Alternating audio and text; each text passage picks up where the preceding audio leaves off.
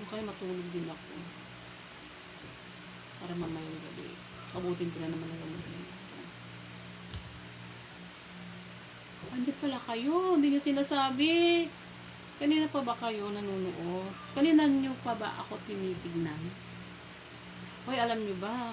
May kwento ako. Alam mo, masayang-masaya ako. Kasi,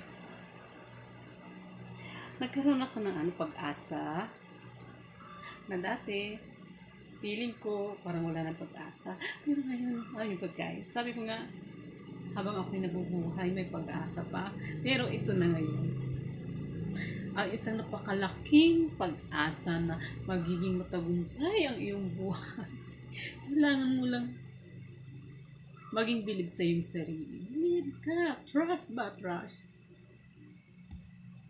Sa ngayon, dahil sa ang dami ninyo, ang daming mga nag-follow na sa akin dito. So, naniniwala ako sa aking sarili. Dati wala akong tiwala sa aking sarili. Pero ngayon naniniwala na ako na kaya ko rin pala maging isang content creator. Dati nanonood ako ng mga magagaling na content creator. Pinapanood ko sila, yung mga sikat. Pero ngayon, wow!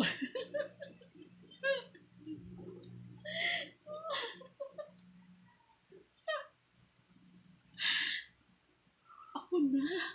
Ako naman ang pinapanood na.